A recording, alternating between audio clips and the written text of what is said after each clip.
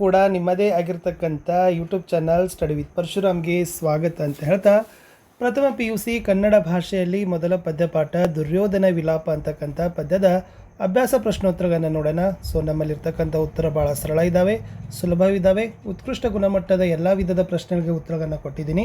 ವಿಡಿಯೋನ like, share ಹಾಗೂ subscribe ಮಾಡೋದನ್ನು ಮಾತ್ರ ಮರೆಯದಿರಿ ಅಂತ ಹೇಳ್ತಾ ಫಸ್ಟ್ PUCಗೆ ಸಂಬಂಧಪಟ್ಟಂತೆ ಭಾಷೆಯಲ್ಲಿ ಕನ್ನಡ ಬರ್ತಾ ಇದ್ದಾವೆ, ಇಂಗ್ಲೀಷ್ ಬರ್ತದೆ, ಹಿಂದಿ ಬರ್ತದೆ, ಇಷ್ಟು ವಿಡಿಯೋಗಳು ಕೊಡ್ತೀವಿ.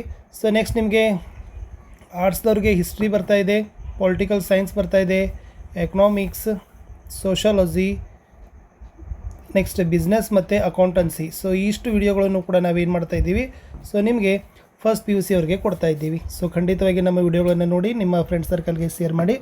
ನಮ್ಮದೇ ಒಂದು ವಾಟ್ಸಪ್ ಚಾನಲ್ ಮತ್ತು ಟೆಲಿಗ್ರಾಮ್ ಗ್ರೂಪ್ ಇದ್ದಾವೆ, ಅದರಲ್ಲಿ PDF ಶೇರ್ ಮಾಡ್ತಾರೆ, ಅವುಗಳಿಗೂ ಕೂಡ ಬಂದು ಜಾಯ್ನ್ ಆಗಿ ಅಂತ ಹೇಳ್ತಾ ಸೊ ಈ ಒಂದು ಪದ್ಯಪಾಠದ ಪ್ರಶ್ನೆ ಮತ್ತು ಉತ್ತರಗಳನ್ನು ನೋಡೋಣ. ಖಂಡಿತವಾಗಿ ವಿಡಿಯೋನ ತಾವುಗಳು ಲೈಕ್ ಮತ್ತು ಶೇರ್ಗಳನ್ನು ಮಾಡೋದನ್ನು ಮಿಸ್ ಮಾಡಬಾರ್ದು. ಅಭ್ಯಾಸ ಮುಖ್ಯ ಪ್ರಶ್ನೆ ಸಂದರ್ಭ ಸೂಚಿಸಿ ಸ್ವಾರಸ್ಯವನ್ನು ವಿವರಿಸಿರಿ. ಮೊದಲ ವಾಕ್ಯ ಗಾಂಡಿವಿಯಲ್ತು ಪಿನಾಕು ಪಾನೀಯಂ ನೆರೆಯನ್ ಅಂತ ಇದೆ. ಆಯ್ಕೆ ಉತ್ತರ ಬರೀಬೇಕು. ಪ್ರಸ್ತುತ ವಾಕ್ಯವನ್ನು ಕವಿ ಚಕ್ರವರ್ತಿ ಬಿರುದಾಂಕಿತ ರನ್ನನು ಬರೆದಿರುವ ಸಾಹಸ ಭೀಮ ಚಂಪು ಕಾವ್ಯದಿಂದ ಆಯ್ದ ದುರ್ಯೋಧನ ವಿಲಾಪ ಎಂಬ ಪದ್ಯದಿಂದ ಆರಿಸಿಕೊಳ್ಳಲಾಗಿದೆ. ದ್ರೋಣಾಚಾರ್ಯರ ಕಳೇಬರವನ್ನು ಕಂಡ ದುರ್ಯೋಧನನು ಹೇಳುವ ಮಾತಿದು.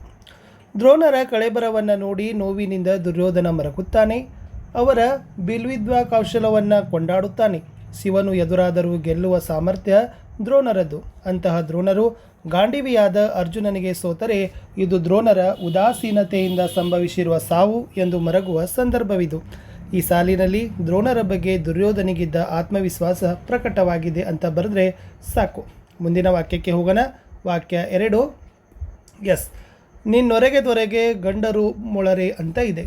ಆಯ್ಕೆ ಪ್ರಸ್ತುತ ವಾಕ್ಯವನ್ನು ಕವಿ ಚಕ್ರವರ್ತಿ ಬಿರುದಾಂಕಿತ ರನ್ನ ಬರೆದಿರುವ ಸಾಹಸ ಭೀಮ ವಿಜಯಂ ಚಂಪು ಕಾವ್ಯದಿಂದ ಆಯ್ದ ದುರ್ಯೋಧನ ವಿಲಾಪ ಎಂಬ ಪದ್ಯದಿಂದ ಆರಿಸಲಾಗಿದೆ.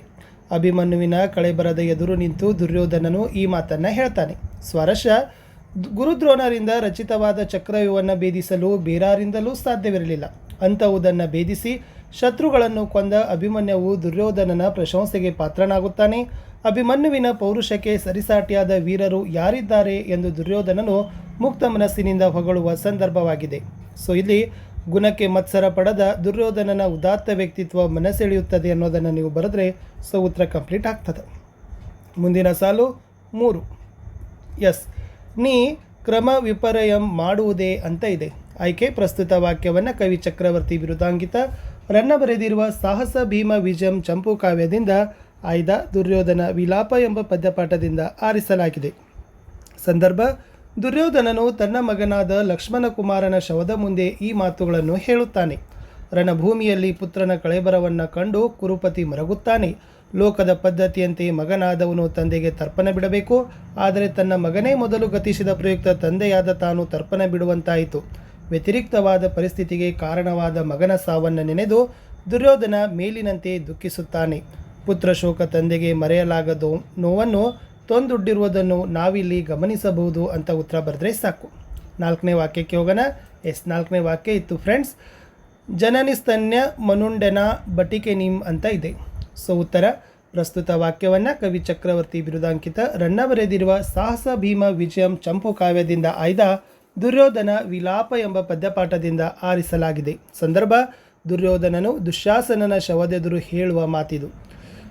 ರಕ್ತದ ಮಡುವಿನಲ್ಲಿ ಬಿದ್ದಿದ್ದ ತಮ್ಮನಾದ ದುಶ್ಯಾಸನನನ್ನು ನೋಡಿದ ದುರ್ಯೋಧನ ಅತಿಯಾಗಿ ದುಃಖಿಸುತ್ತಾನೆ. ತಮ್ಮನೊಡನೆ ಕಳೆದ ಬದುಕನ್ನು ಸ್ಮರಿಸುತ್ತಾನೆ.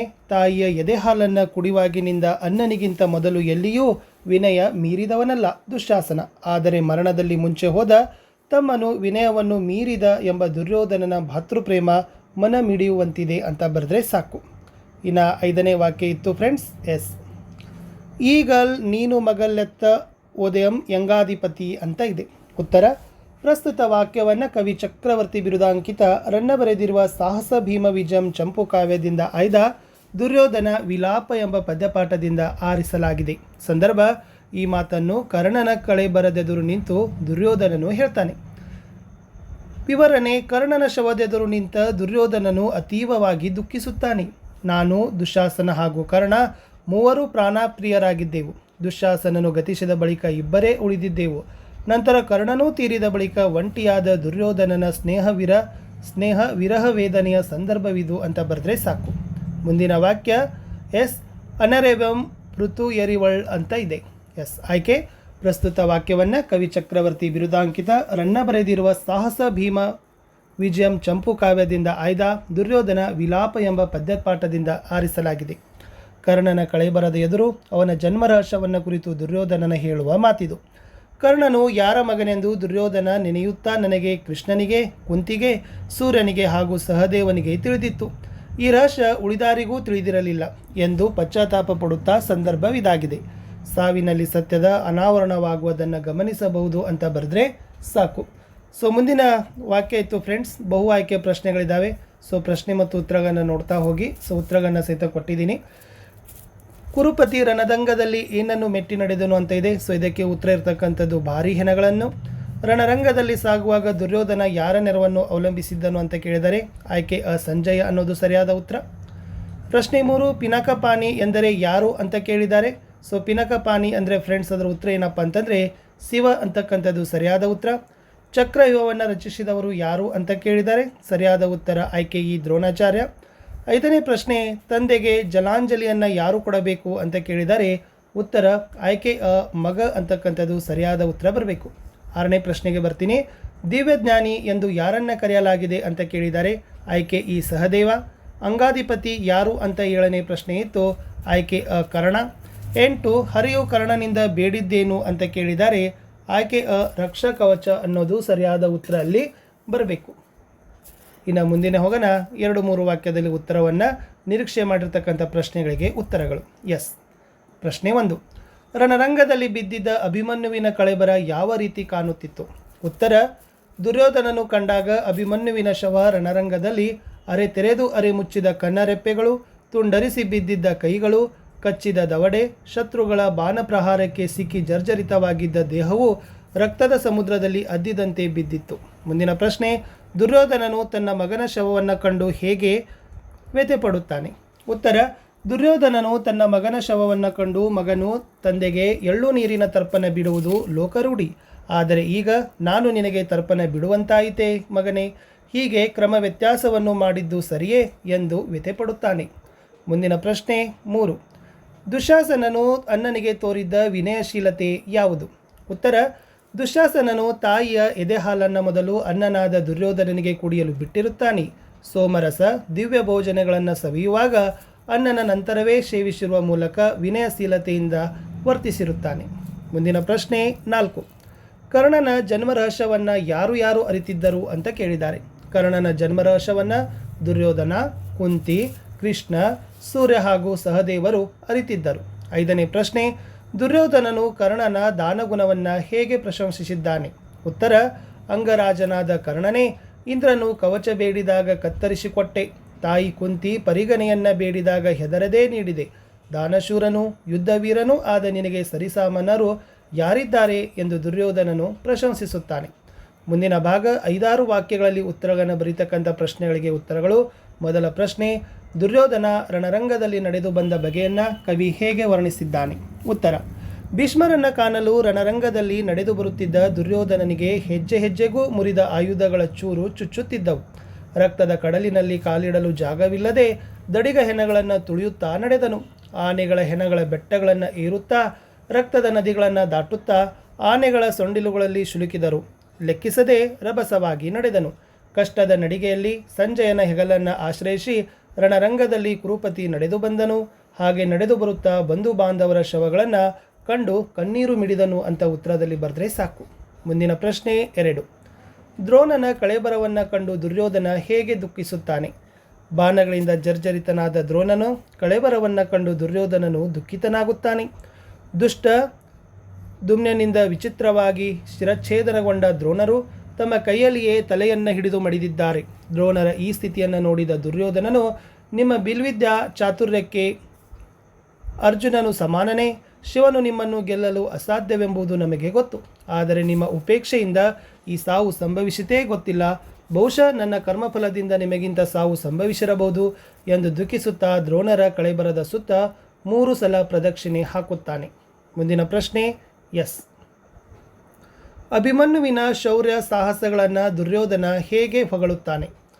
ರಕ್ತದ ಮಡುವಿನಲ್ಲಿ ಅದ್ದಿ ಬಿದ್ದವನಂತಿದ್ದ ಅಭಿಮನ್ಯುವನ್ನು ಕಂಡು ದುರ್ಯೋಧನನು ಮರಗುತ್ತಾನೆ. ಗುರು ದ್ರೋಣರು ರಚಿಸಿದ ಯಾರಿಂದಲೂ ಭೇದಿಸಲ ಸಾಧ್ಯವಾದ ಚಕ್ರವ್ಯೂಹವನ್ನು ಭೇದಿಸಿ ರಣರಂಗದಲ್ಲಿ ಶತ್ರುಗಳನ್ನು ಹೊಡೆದು ಉರುಳಿಸಿದ ನರಸುತ ನಿನಗೆ ಸರಿಸಾಟಿ ಯಾರೆಂದು ಪ್ರಶಂಸಿಸುತ್ತಾನೆ. ಅಭಿಮನ್ಯು, ಅಸದೃಶ್ಯವಾದ ಶಕ್ತಿಯನ್ನುಳ್ಳ ನಿನ್ನ ಪರಾಕ್ರಮ ಬೇರೆಯವರಿಗೆ ಅಸಾಧ್ಯ.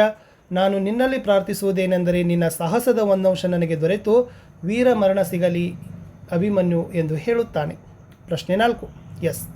ದುರ್ಯೋಧನನು ದುಶ್ಯಾಸನನ ಕಂಡು ವ್ಯಕ್ತಪಡಿಸಿದ ಭಾವನೆಗಳಾವವು ಅಂತ ಕೇಳಿದ್ದಾರೆ. ಭೀಮನ ಗದಾಪ್ರಹಾರದಿಂದ ಸತ್ತು ರಕ್ತದ ಮಡುವಿನಲ್ಲಿ ಬಿದ್ದಿದ್ದ ದುಶ್ಯಾಸನನನ್ನು ಕಂಡ ದುರ್ಯೋಧನ ಕುದಿಯುತ್ತಾನೆ. ನಿನ್ನನ್ನು ಕೊಂದವನು ಇನ್ನೂ ಬದುಕಿದ್ದಾನೆ. ನಿನ್ನನ್ನು ಕೊಂದವನನ್ನು ಹೊಡೆದು ಕೊಲ್ಲದೆ ನಾನು ಇನ್ನೂ ಜೀವಂತವಾಗಿದ್ದೇನೆ. ನಿನ್ನಯ ಪ್ರೀತಿಗೆ ನನ್ನ ಸಜ್ಜನಿಕೆ ಇದೆಂದು ಆತ್ಮನಿಂದೆ ಮಾಡಿಕೊಳ್ಳುತ್ತೇನೆ. ತಾಯಿಯ ಎದೆಹಾಲನ್ನು ಕುಡಿಯುವಾಗ ನಾನು ಮೊದಲು ಕುಡಿದ ನಂತರ ನೀನು ಕುಡಿಯುತ್ತಿದ್ದೆ. ಸೋಮರಸ ದಿವ್ಯ ಭೋಜನಗಳನ್ನು ಸವಿಯುವಾಗ ನನ್ನ ನಂತರ ನೀನು ಸೇವಿಸುತ್ತಿದ್ದೆ. ಚಿಕ್ಕಂದಿನಿಂದ ಇಲ್ಲಿಯವರೆಗೆ ತೋರಿಸಿದ ವಿನಯ ಸಾವಿನಲ್ಲಿ ಮೀರಿತೆ. ಹಾ ವತ್ಸ ದುಶ್ಯಾಸನ ಎಂದು ತನಗಿಂತ ಮೊದಲು ಅಸುನೀಗಿದ ತಮ್ಮನ ಬಗ್ಗೆ ನೆನೆದು ಪ್ರಲಾಪಿಸುತ್ತಾನೆ ಅಂತ ಬರೆದ್ರೆ ಸಾಕು. ಬಹುಶಃ ಕಡೆಯ ಪ್ರಶ್ನೆ ಇದೆ. ಪ್ರಶ್ನೆ 5. ಕರ್ಣನ ಉದಾತ್ತ ಗುಣಗಳನ್ನು ದುರ್ಯೋಧನ ಹೇಗೆ ಕೊಂಡಾಡಿದ್ದಾನೆ ಅಂತ ಕೇಳಿದ್ದಾರೆ. ಕರ್ಣನ ಕಳೆಬರವನ್ನು ಕಂಡು ದುರ್ಯೋಧನನು, ನಾನು ದುಶ್ಯಾಸನ ಹಾಗೂ ನೀನು ಒಂದೇ ಜೀವದಂಶ ಇದ್ದವರು. ದುಶ್ಯಾಸನನು ತೀರಿದ ಬಳಿಕ ನೀನು ನಾನು ಉಳಿದೆವು. ಈಗ ನೀನು ನನಗಲ್ಲಿ ಎಲ್ಲಿಗೆ ಹೋದೆ ಅಂಗಾಧಿಪತಿ ಎಂದು ಮರಗುತ್ತಾನೆ.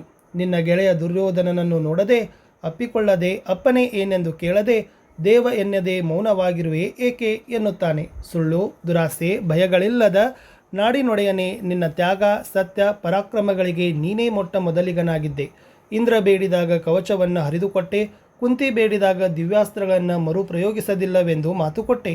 ನಿನ್ನಂಥ ದಾನಶೂರ, ಯುದ್ಧವೀರ ಯಾರಿದ್ದಾನೆಂದು ಕರ್ಣನ ಉದಾತ್ತ ಗುಣಗಳನ್ನು ಕೊಂಡಾಡಿದನು ಅಂತ